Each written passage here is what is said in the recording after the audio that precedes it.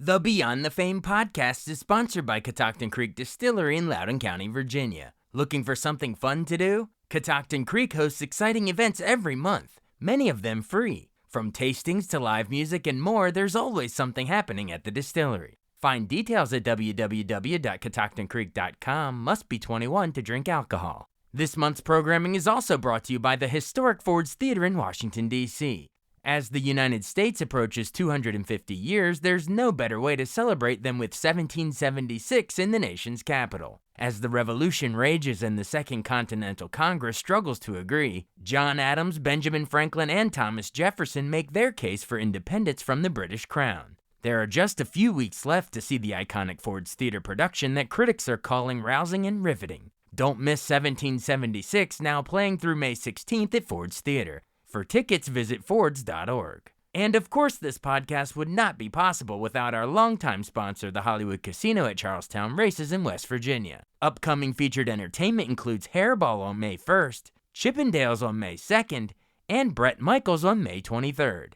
Details and tickets at HollywoodCasinoCharlestown.com. Must be 21 to enter the casino floor and attend a show. Gambling problem? Call 1-800-GAMBLER.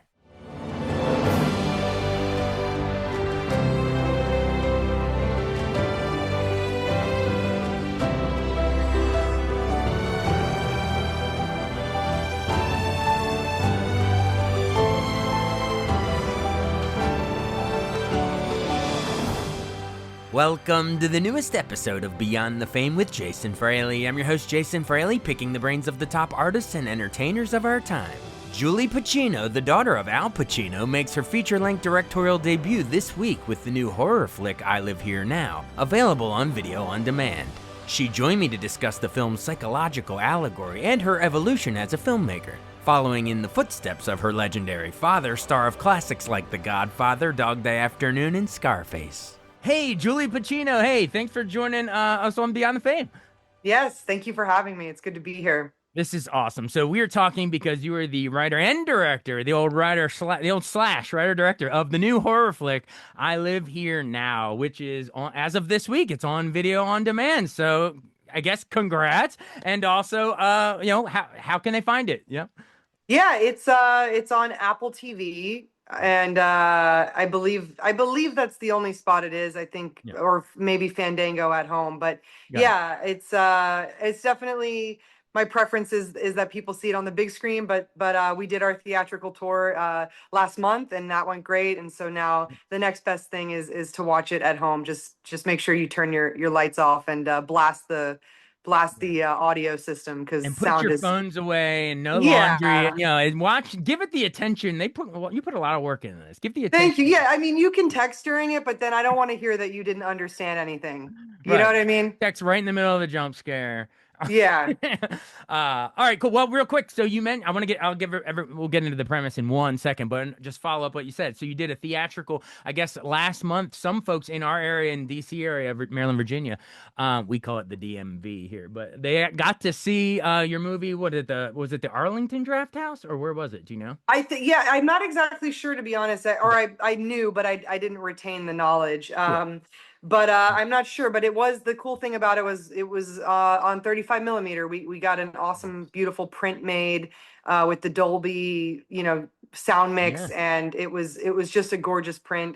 It still is a gorgeous print. I have it. I'd like to do another sort of road show at some point. Yeah. But yeah, that was really fun to be able to see it, and experience it with audiences in theaters. It was truly a dream come true. That is awesome. Like, that's really that you got to show it on the big screen. And now, but for all the rest of us, mere mortals, all we got to do is fire up our TV remote. Unless you have a 35 millimeter film projector, catch it on Apple TV. Otherwise, I'll come over with the print. Yeah, you'll go door to door knocking. Happy to. For $3.99, for $2, you can watch my movie. I'll pay you $2. Just let's keep film alive, please. Yeah, exactly. I agree. We'll we'll throw a sheet over the fence and we'll project it in the backyard or something. Exactly. All right, cool. No, we actually do that. We call it Fraley Fright Fest in my sister's yard. I love that. That's so We watch, cool. The Thing or whatever, Frankenstein. Yeah. But maybe one day we'll watch I Live Here Now. So that's our segue. Give us the basic premise. I mean, you and I know what it's about, but for our listeners who have not seen the trailer or read IMDb or anything, give them the basic, setup. Yeah, it's like a psychedelic psychological horror film about a woman who is dealing with the resurfacing of some childhood trauma, Mm-hmm. and she checks into this motel that may or may not be a real place, and Mm-hmm. she kind of starts to grapple with reality and her sanity, and revisits some parts of herself that she had been cut off from, and it sort of devolves into allegory, and Mm-hmm. yeah, I guess it kind of follows like a dream logic. Oh, um okay. All right. yeah, I would say. As you're describing, when you said check into the hotel or motel, I'm thinking my brain immediately goes to like Cohen's Barton Fink Turturro or something. But then when you're describing sort of the blurred lines of past and stuff, then I'm starting to think of like Anya Taylor-Joy. What was that? Edgar Wright's Last Night in Soho. Oh, Was that? yeah, Yeah. yeah, It's kind of similar, but then yeah, when you were saying don't know if it's real or not, and you can, and maybe it's, I'm thinking, well, you can check it out anytime you like. It's almost like The Shining. So, totally, yeah. anyway, if folks, let's say folks saw any of those, particularly Last Night in Soho, what elements are in yours that carry over that they'll love, and then how's it completely different? Because it's its own thing.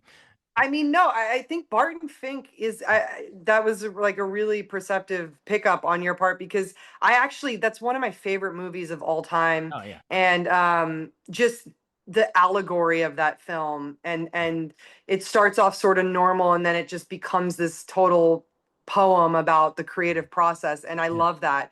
And so And John Goodman doesn't hurt. yeah, I mean, Yeah. everything. But Yeah. and so the movie really follows like a similar structure. You kind of hold the audience's hand for the Yeah. first little bit, and then you just sort of send them off onto this trip. But definitely Barton Fink, definitely The Shining. I think most horror directors Yeah. have some inspiration from that film. Yeah.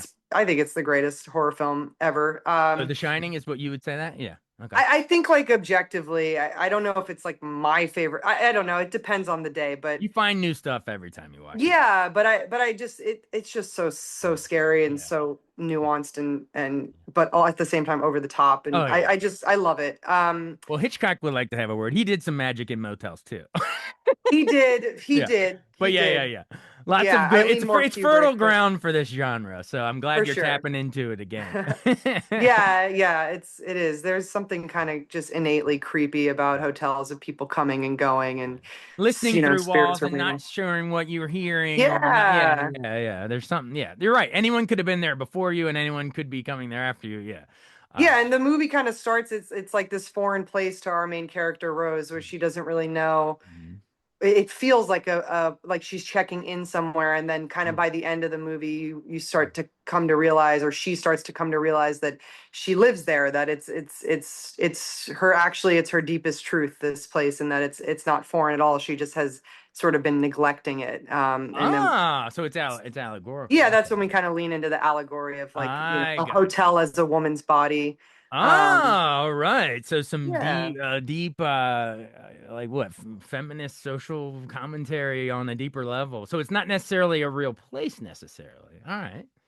I don't It know. is, Not but it isn't. sometimes. So sometimes I watch it Yeah. and I feel like maybe it's real and she's just Right. got this heightened version of it. But my intention was that it was more meant to represent kind of a mental space. Right. Yeah. That's true. And well, Yeah, literally, I'm gonna drive your point home. Ready? Here we go with an idiom. get it. So when your mind starts to wonder, what do they say? You check out. Wow. You She got- literally checks out, and then so she could yeah. check back in. Yeah, okay, I like that. Yeah. That's really good, Yeah. actually. That could be like on the DVD cover as like There a you go. quote. Feel free to run with that. There you go. I There's will. a new tagline or something. I don't know. But Yeah, you can mess with it. It's not there. It's not fully formed yet, but there's something there. we'll keep jamming on it. Yeah. Leave the proverbial mint on the pillow of that idea. I don't know where we're going. Anyway, but that's cool. Oh, and so okay. So you are so obviously it transcends like actual time and place and space. It's a mental motel, hotel room. But where is it? Is it actually set in a certain city, or where'd you Yeah, film? Yeah. it's set in Idlewild, which is Okay. like which is a real town, and the character in the movie is, has a comment about how she's from Idlewild, so Right. she's like she's going back home, Right. and she's not familiar with this place. But yeah, Idlewild. I also again like the dream logic of just the name of that town. It's a great town. Have you ever been to Idlewild before? Wait, are we talking on Scotland? It's in California, Oh and no, no. Clearly, it's by like my up in the answer, I have not been. mountains. Yeah, it's beautiful. It's small, and it's Okay. a quaint little mountain town, but there's definitely, some strange energies Hmm. percolating. So Okay. it felt like the Northern right place. California or Southern California? Yeah. Is it north? I think it's Southern. I don't know. It's actually near to Palm Springs. It's nearer to Palm Springs. Ah, okay. I Off Palm gotcha. Springs. I have Lara here who's in the Okay. movie. Hey, She's my Laura. friend. Yeah. Welcome to the interview. Hello. uh, awesome. So, what was it like starring in the movie? Dote on your director. You know what's funny is we're actually recording the DVD commentary Really? today from her place, so that's why I Hey, stepped out to welcome to do the this. interview. Thanks. Why was she perfect to cast? Go. Well, yeah, Lara plays Ada, who's like sort of the mother of the inn and Rose's mother, Wait, and hang on. What's her name? ADA? Ada? Ada. Yeah, it's never spoken in the That's our movie. daughter. She's 5 months old. That's her name, Ada. Wow. That's wild. Not I hope- Idlewild. I Wild. don't think she'll be like this Ada, hopefully, but Who? Yeah, Yeah, she'll- well, hopefully the not. name will be the only Well, she has resemblance. better parents because that's Yeah. the thing is Ada. It's the generational trauma that Ada passes to Rose, and Rose breaks that chain. Oh, But no, I okay. mean, Well, good theme in the movie, but hopefully our Ada goes through a different. your Ada is all set. You have That's time for a crazy. quick. We're just gonna tangent. I will get back to the movie in 1 second. I promise. Whatever. Yeah. But here, wasn't planning on doing this. She is a miracle surrogacy baby. So my wife got diagnosed with uterine cancer a couple years ago. She's doing good now, managing, going on scans, whatever. Wow. Yeah. So Johns Hopkins gave us 3 weeks to do an emergency egg retrieval, IVF, all that. So my wife's a badass, shooting her stomach up with the drug and all that stuff. Gets the Trooper. hysterectomy. Finally, a couple years later, we matched with the surrogate, and now we have Ada. So it's Congratulations. That's beautiful. crazy. Yeah, thank you very much. Wow. But hopefully, to bring it back around, your Ada in your movie is trying to break generational trauma. It's a different. Well, she sort of represents Rose's mother, and sort of Rose's mother's shame that has been projected onto Rose. So Rose is breaking that chain, and there's a scene towards the end of the movie where she sort of says goodbye to her mother and Ada, and says, take this pain back. This is yours. It's not mine. Because at that point, she's trying to sort of separate out what she's experiencing, what of it is hers that she needs to work on, and what of it was just inherited. And yeah, Lara is an incredible actress and did such a great job with the character, and I work with Lara on everything that I do, so it was nice to have that on set, to have that like shorthand. We should talk about that in the commentary too. That's Yeah. See, we're just giving you ideas. Thank we're you. Checking out of the hotel, giving directors. This is like the commentary this is behind the scenes of the behind this. That's on where the super were you when we duper. were building the press kit? I mean, this would have been so useful. I'm We were around. banging our head. All right, Hit next me on the up. next one. There you go. We'll We'll figure get out you the in next one. early on the next one. Yeah. Exactly. But anyway, well that's a good segue then. So Lara Clear plays Ada, and then you mentioned Rose, so that's Lucy Fry. We also have Anna Armstrong as Georgie. Was in a short film Leech, people might remember, and then Madeline Brewer, maybe probably the most famous, was in a bunch of The Handmaid's Tales. Oh, and Matt Rife. And too. and Matt Rife and Cheryl Lee. Cheryl whose Lee. birthday it is today, by the way, Earth Day. Oh is wow! when we're recording Earth this. Day. But when this airs Friday, she'll be whatever years and 2 days. She'll be on the way to her next birthday. But There yeah, really awesome cast, and yeah, That's funny. super grateful and lucky to have worked with such amazing people. They killed it. That's awesome. That's funny. My wife's company, I keep bringing it back to my sphere. She works for a sound company. They're literally touring Matt Rife's comedy tour around the country. It's her company, Showtime Sound. So small world. That is just absolutely crazy. Yeah, She totally. gave me this microphone. Yeah, we'll But tell Matt we said what's up. we'll do. Yeah. All right. Well, hey Matt, if you're watching the behind the scenes of the behind the scenes, Text me back, dude. my wife says hi from the. This fucking guy. This is hilarious. This Matty is boy, come on. All right. becoming very Yeah. meta. Was he hilarious on the set? I'm sure. He's But not funny at all in person, actually. I don't find him funny at all in person. he saves it for the stage. I love it. All right. Well, we've gone pretty deep on the movie, and maybe we can come full circle back around to it, by the end of the interview, of course. But there's We'll always try. a point. There's always, yeah. I mean, 5 tangents later. It's a right? loopy afternoon. Yeah, we'll bring. Well, but are we in a real room, or is this in our representing something else in our brain? Who knows? I think it's someone else's dream. Didn't David Lynch say that? Yeah. Yeah, exactly. You wrote it.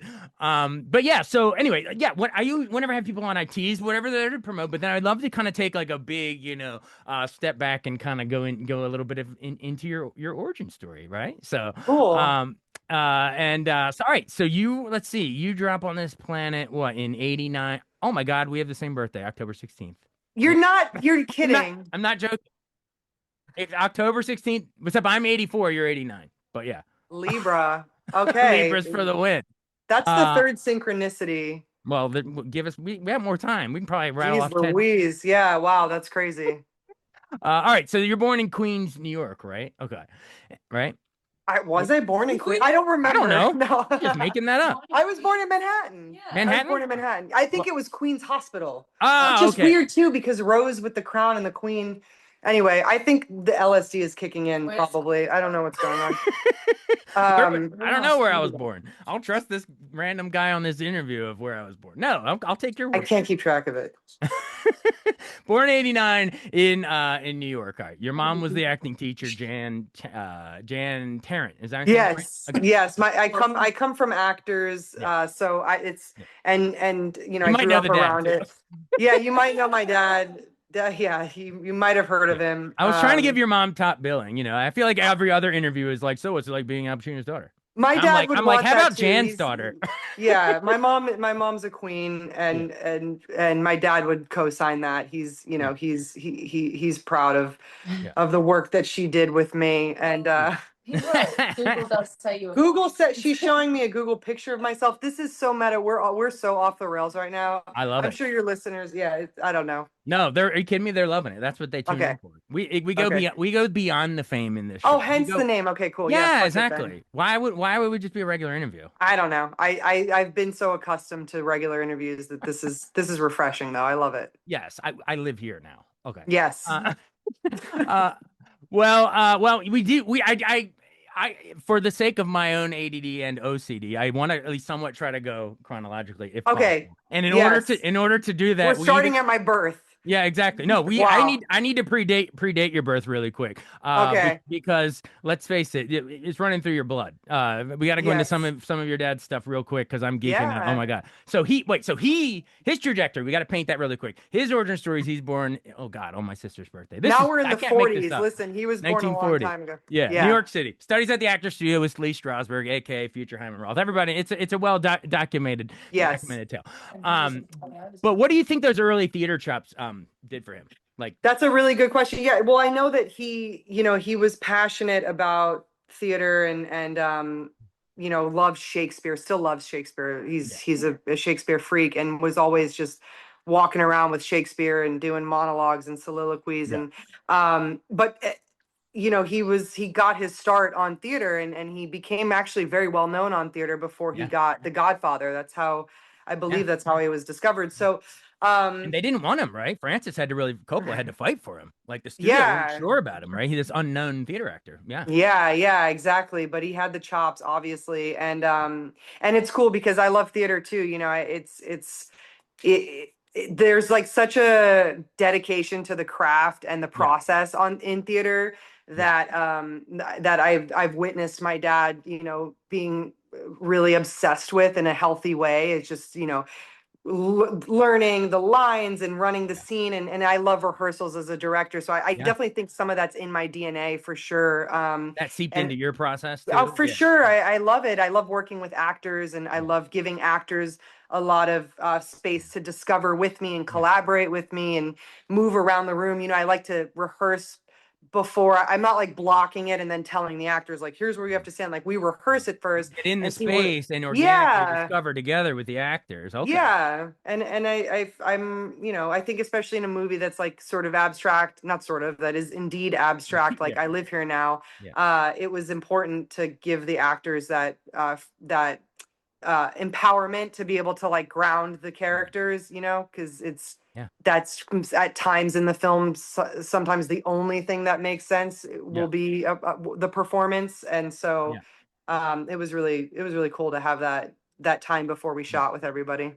I think that probably is what separates you, because there's a lot of directors that obviously think visually in the story, whatever. But you said it's in your DNA, but like your ability to get in there and discover things like organically with the cast is probably why people want to keep coming back and working with you. I mean, you're bringing them in off screen even on the interview, so She's the you're only one. always No one involving else them. really. That's I hilarious. can't, yeah, Yeah. you're the only one that wants to work with me again. I don't think.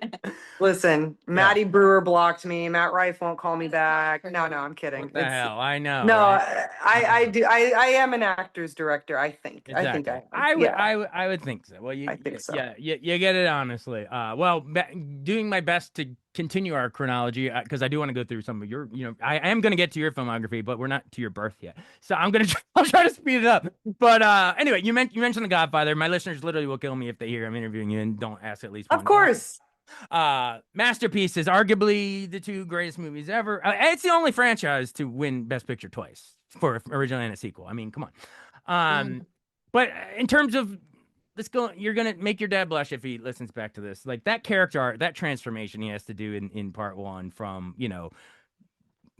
soft-spoken war hero, that's my family, K, not me, to then the hospital when Enzo's hands shaking with the cigarette and his hands aren't even shaking. That's when Born for it. you kind of Yeah. realize that's when he that's when Michael Absolutely, realizes, that's the right? That's moment. such a Yeah, great acting moment. oh, it's great. And The Godfather too is so the depths of darkness that he Oh yeah, goes to. It's like when you track it from the beginning of the first one through the yeah, second one, it's yeah. just it's definitely masterful, and Long yeah. before little kids, long before that Breaking Bad, the arc, it's Michael Corleone. Like that's the key to understand. When I teach at film class down the street at Hood College, and that's the key to understanding these is Michael's arc or the inverted arc. Really, it's watching him Yeah. plunge into evil. Really, um, but I'm trying to think some other acting moments. Oh well, the shooting at the restaurant. I love how his eyes dart around. It's little things like the eyes darting, and then of course the great screeching of the train going off the rails in his head. I mean, that's kind of like your movie. Yeah. It's symbolic of what Well, he's. I think it's a good example of all the Yeah, things in a film harmonizing at right, once, right? You have the right. brilliant performance, and then you have Coppola with the directing and the camera work and the Yeah, sound design, and it's yeah, like yeah, I mean, it's such yeah. a masterpiece just That's on his all fronts. that's his point of no return. Yeah, exactly. Yeah. Then Right. not to mention the the baptism, do you renounce Satan? Then I do, and then cuts to the murders, and then ultimate. But then the biggest, it's that final bit, right? The lying to Kay and enough, and he just Yeah. snaps, and you're like, wait a minute, he's been like cold calculating all movie, and then that just it's terrifying. And It then they was close the always door who on he her. is. That's Oh, symbolic right there. That's I know. men closing doors on women. So anyway. Hey, it's It's a what they do. masterpiece. It's a It's okay. masterpiece. Yeah. Rest in peace, Diane Keaton. We just love. R.I.P. Yeah, definitely. But real quick, you mentioned part two. There's some of those moments too where he's like, "Was it a boy in my home, in my bedroom, where my wife Oh yeah. sleeps, where my The children, who's you, come to play with their toys?" Yeah, that scene with him and Diane, when he finds out that yeah, Oh, and the there's just abortion. that Yeah, close up yeah, of yeah. him just Yeah. boiling, And then is nutso. Well, yeah, I mean, yeah. what an amazing scene. Takes down the patriarchy. Something that's evil and unholy, but this thing, what after This in fact, Sicilian alien thing. thing Must Yeah. all end, and he smacks her. Anyway, that scene is Ugh, that's acting. Rest in peace. And then he closed the door on her again. beautiful. Hey, Yeah. well, I want to move off. We could go all day, honestly. But real quick, if you can't tell, I'm just geeking out. I want to praise. You're a director, so I want to bounce a couple things off of Godfather things I've noticed. See if you notice these. All right. Okay. Yeah, So go. in part one, everyone knows Luca Brasi sleeps with the fishies. Have we not? We all know that, right? A Yes. couple of foreshadows that when Luca gets choked out, there's fish Uh-huh. pattern on the window. Oh, really? Go back and check it out. See, and I love Easter eggs like that. I never noticed that. Yeah, That's so and cool. then in part two, that you know that everyone knows. Well, everyone knows. You know, I know it was you, Fredo. You broke my heart. Then Yeah. so you remember the scene where he's in Lake Tahoe, and I'm going to speak to your directing this now. It's like backlit by the you know what I'm talking about. There's like a Yeah, big window. when Fredo's on the Fredo's laying chair. down. Yeah. Yeah, and he's like, I'm smart I'm not too. dumb, Yeah, like smart. yeah, Yeah, and I was yeah, stepped over. Yeah, and but all right, so yeah. not only is it the positioning of the power dynamic, your dad's standing, looking down. I mean, John Cazale, man, like So only a great. couple I movies and they're know. all bangers. I know. Your Hunter, etc. But anyway, so back to the scene. So everyone remembers that, right? So not only is it foreshadowing, the water we see behind him is where he's ultimately gonna shoot him, in the fishing boat, right? So Yes. that's mise en scène, baby. But I took it another step further. If you look behind your dad, there's like little. I think they're tires, but in my mind, there's snow on them. So I imagine them. They almost looks like life preservers on the dock, and then behind Wow. Fredo, there's none. So it's almost like Coppola foreshadowing. I'll have to look at that. That's Yeah. crazy. Do me a favor, I will owe you forever if you be like, hey, Dad, watch this one more time. This guy had a cool theory, and see what he says. All right, I will. Well, we could also ask Robert Schwartzman to ask, Francis if that was intentional. I don't know. There's another. This has nothing to do with your dad. This is in the De Niro storyline. Uh-huh. The what are you talking? Little Italy, like Vito coming up, young Vito. Yeah. You know the parade where the Christ Yeah, of statue's course. going through. Everyone remembers Yeah. that because he's stalking him on the. It's his first kill on the roof. Yeah. The Jesus statue. This is the commentary. It's called The Godfather. Faith is in there. Corruption of the church, etc. Everything. All right. Yeah. So the church, the Jesus statue goes by, and there's like dollar bills pinned on it. I think, right? Yeah. It passes like some food stands where where it's just Jesus's face, and that could be any religion or whatever, or just being a good person, whatever you want to call it. But it's just ahead of Christ, what it should be about, right? And then it goes under another fruit stand, and all you see is the dollars, and there's like apples dangling, temptation apples or whatever. So like Coppola uses that one shot to show like how religion has been corrupted by money. Wow. Anyway, Masterful. it goes on and on. You wonder how much of that is like intentional or Right. how much of it is just the beauty of making honest art when Yeah, that kind of right. stuff falls into place. I know. And It's like going to just an art meant to museum. be. Yeah, Yeah. anyone can put on their own meanings. Like I'm Yeah, probably just. but it's real. Coppola's probably It's like, I didn't mean true. that, but I'm glad you But saw he that. didn't mean Jason. it, but he orchestrated it anyway, Yeah, That's right. that's really cool. It's there frozen in time for us to, Yeah, because pick it's apart. art. Yeah. Exactly. Well, we gotta catch her up. We could go all day on the Godfather, but we gotta get quickly up to your birth. So really quick, we'll group them together. So favorite of the Sidney Lumet stuff he did, Serpico, Dog Day Afternoon. That's a hard. I go Dog Day. Yeah, Dog Day is my favorite. I think Dog Day is my favorite performance of my dad's. He's just really in it. He's living that fucking thing. He's just in it. He is that character. Oh yeah. So Attica. that's Very good. yeah, and I also I just love that performance, and I loved One Battle After Another too, and I felt like there was a lot of similarities in the like. Leo absolutely was amazing, and in the same way of just like, fuck, this is really happening. Yeah, but yeah, I love Dog Day. Good analogy. That movie's great. Right from the Elton John Amarina opening. Anyway, all right. Well, we got to get to your career. So sadly, we don't. Young listeners, we don't have time to go into Injustice for All. This whole courtroom's room, and of course, Scarface. De Palma. The And Justice for All speech is iconic. Absolutely, almost, but not quite as iconic as Say Hello to My Little Friend, Scarface. De Palma and Oliver Stone together. I mean, come on. Yeah, true. All right, so what's it like having Tony Montana as your dad? No, just kidding. Anyway, so then in 1989, he says, "Say hello to my little daughter," and you enter the world. You have a couple siblings too, right? Beverly, I do. Angelos, or half something. Half. I have 3 half siblings. Nice, right? Okay. All right. So I guess my question is now. This is how we'll go into your life.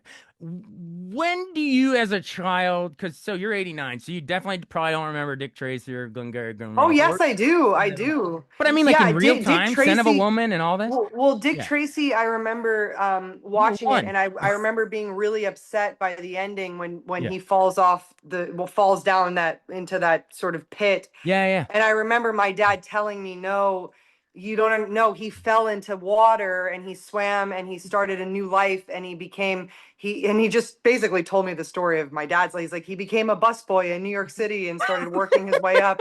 And He was I would, okay. Big Boy yeah. Capri. He started Bob Big Boy.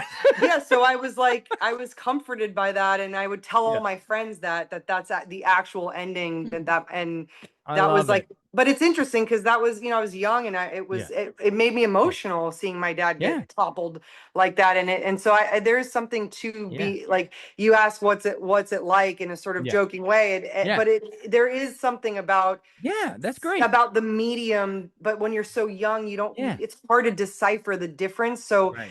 I think that lends into the kind of stuff that I like to make in Yeah, creating these worlds and these yeah. different places, because it's those wires kind of were crossed for me as a little girl, and that just still fascinates me. I love it. The wires Yeah. cross. Well, thank you. That was a throwaway line because I was like, she's 1 year old. There's no way you'll remember Dick Tracy, but Well, I mean, I remember it. It's I don't burned in my remember. brain. Yeah. I I mean, don't remember, I didn't watch the rough cut, but but I Warren was Beatty's like, let's get this it's infant's like, input. let's get Julie's 2 cents. It's like this, Yeah. he's, It but takes a village. It takes a video village to raise a child. it does. It definitely does. But I do, yeah, I saw it when I Yeah, was too young, but I was still absolutely. of age enough to know that this is what dad does. I love it. Well, if we're gonna have time, if we're gonna get to your stuff, I have to group the rest of your dad's output into one question. But of your lifetime, we mentioned, because that will rule out all these great, Hollywood Renaissance, 70s, 80s masterpieces we're talking about. But of your lifetime, Dick Tracy, Glengarry Glen Ross, Son of a Woman, he wins for that. Carlito's Way, Heat. I talked to Amy Kane and Michael Mann's daughter about that. So it's Oh like wow, I bet. apparently I interviewed the daughters of Heat. Donnie Brasco, The Insider, underrated. Love that movie. Yeah, it's such a great movie. Any given Sunday, I mean, in high school football, we're all quoting that. Insomnia. Anyway, on and on and on. Yeah, that Um, speech is the epic. I Irishman. still listen to that. I think we listened to the Any Given Sunday speech before we made the movie. Pumps us Really? up. Every time you go on set, you do that. It's all No, about that inch. no. I'm joking, Yeah, but before my softball games, I'd listen to that shit. I It love it. makes you want to run through a brick wall for It sure. does. I mean, yeah, Yeah. absolutely. Or I think they play that at the beginning of H. Hedwig performance. Really? No, I'm joking. You got to fight for that Okay. inch. Yeah, yeah. Not bad. Sharp. But in all seriousness, favorite movie of that your dad is in, favorite role of in your lifetime In my lifetime, while you're alive. yeah, I think it's Glengarry Glen Ross. Okay. All Yeah, right. I just find him so hysterical in that, Yeah. and my dad is a really funny guy. Yeah. In reality, his Yeah. sense of humor is incredible. So I think it just it comes across in that, Yeah. and it's also just so quotable. So Yeah. I think I'd have to go with Glengarry Glen Ross. I love it. Coffees for closers. People still quote it to this day. All right. Well, you Exactly. mentioned something really cool. Softball. Yeah. So you went to UCLA on a scholarship, right? But then you ended up studying filmmaking at New York Film Academy. That's how it went down, right? So Yeah, most I importantly, mean, what position were you? Pitcher? I played catcher in high school Okay. and sort of first base and outfield. I didn't wind up playing at UCLA when I got there, just because Hmm. I got injured and I kind of just wanted to Yeah. pursue a career in film, and that wasn't going to align with the practice schedule. Yeah. But it was cool, it was great experience. Also, just spending my whole life working Yeah. towards that. I So feel they like recruited you, but you didn't, actually. I went and played for a little bit, but Yeah. then my sort of, I burnt out Yeah. on it, Yeah. and again, like, It's all I just, consuming. Yeah. I I'm was with you. I wanting. played 1 year of D3 football and then left. Oh So wow. I'm with you. Okay, well I'm there you with you. go. Because Yeah. the arts, I don't know, there's something about them. Yeah, well, and I made movies, and I always loved making little short films and stuff Yeah. growing up. So it was always like I got to do both in my life. I was a very serious athlete, and put a lot of preparation and focus into softball, and then but I would also have time to make my art. And then I think when I got to college, I lost out on that time that I had to make my art, and it kind of depressed me. And I guess I just didn't think that that's what it was gonna be like. I was 17 years old. What did I know? What do I know? You know what though? But it's refreshing to hear you say that. TV shows like to put us in boxes, right? They're like, it's always the jock picking on the theater kid and whatever. I'm sure stereotypes are for a reason, whatever. But I picked like on the theater kids, unfortunately. right? Yeah. Oh, come on. Well, Hey, I was in the closet, so I had a lot of internal anger as well. So finally, well, you were working out your own stuff. You know what I mean? And now you're this is where you live. Now I'm one of the theater kids. I'm like that though. Now you're free. Yeah, no, it's people can do all sorts of things. I actually think that athletics lend themselves to filmmaking. It's like the same kind of process. You build a team, and everyone has to contribute and pull. It's like softball is a collaborative sport, just like film is a collaborative medium. So I think a lot of that, and also just the focus required and the repetition to be really good at your sport. Is the same in film. Like, you have to edit, and you have to re-edit, and you have to write, and you have to rewrite, and you have to rehearse it, and no, that's not right. It's just like this constant grind, and I love that. That's like my favorite thing about the process. It's maddening, but I love it, and I loved it about softball. Ryan Coogler was a Division I football wide receiver. I did not know that. Yeah, at Sacramento State before Fruitvale Station. Yeah. Wow, that's so there cool. you go. I did not know the reigning Oscar winner of Best Original Screenplay. And well deserved. Started on the gridiron. What a picture. Yeah. There you go. Oh, Sinners was amazing. But hey, that's a good segue back around then. So Sinners, horror. Now we're bringing it back around full circle to I Live Here Now, because I know we got to go in a couple minutes. I appreciate you going so long with this. Is fantastic. Yeah, of course. But all right. So what other films? Let's go into some of your stuff that led up to this. So you do New York Film Academy, right? And then you launch. Is it Poverty Row Entertainment with Jennifer D'Elia, Billy Bates, etc. Yeah. And Tiny Apples after that. Yeah, definitely. Just like film school into like working as a production assistant, and working my way up on the producing side, and then kind of burnt out on that in like 2016, and decided I wanted to start doing producing, but for stuff that I was writing and wanting to direct. So then I just made a ton of like short films, and try to find my voice as a director that way. Made a bunch of really bad shorts. I mean, I say bad, but just kind of like angsty, self-involved, like, ugh. What's your best short that you can still go back and watch? Because I know a lot of filmmakers can't go back and watch the early stuff, but is there one that you're like, I'm still pretty damn proud of that? I don't go back. I haven't watched I Live Here Now since Fantasia. I don't. I mean, at a certain point, it's like once I'm done with it, it's on to the like next one. Yeah, it's not really of interest. Right. Well, for the sake of our listeners, plug why you've already moved on, but for the sake of listeners who are just discovering you through this podcast, before they watch your current movie, why should they check out Nowhere to Go or Hard Work? Fond memories of it, even if you haven't revisited it. Fond memories in your brain of it. Of those. I mean, you shouldn't. Just please rent my movie on Apple TV. I Live Here Now. Don't worry about my shorts. I'm trying to make a second feature. Go watch my first feature, please. DM me. I'll send you all my shorts. It's fine. But what's the second one? Come on. I know it's hard. It's hard to get the investors. I know. But what's the second one? It's a Hallmark movie. A Hallmark movie? Yeah. Hey, that's fine. No, it's hey, people can do different genres. Well, we have got that in the works, but that's not what's going to be next. It's a feminist horror film. Okay. Yeah, it's in the horror genre, and it's really fucking crazy. So I'm in the process of writing it right now, and it's really not like it's not like logline ready, but it's feminist. It is logline ready, but I'm being a little bit coy. Forgive me. I'm very I'm sacred about the process. So it's, since I haven't finished the script yet, I don't know, maybe I'm 80 pages in and maybe it will become something else. And then, I'll have, people will say I'm a liar. And so I don't know what it is until it is what it is. Yeah. Well, you'll live there then, but for now we're going to live here now, which exactly. That's the this point. week. That's how we bring it back. Boom. This week, available now, as you're listening to this, if it's just now freshly available on video on demand. So check it out, everybody. Check it out, please. Thank you so much. Well, check it out but don't check out like the character. No, buy it. Buy it. It helps. Oh, Don't rent we it. just hit buy another it. one. It's 3 levels now. It's checking Yes. out in your brain. It's check out of the motel, the metaphorical Yes. hotel, and then check out when you order it on video on demand. Boom.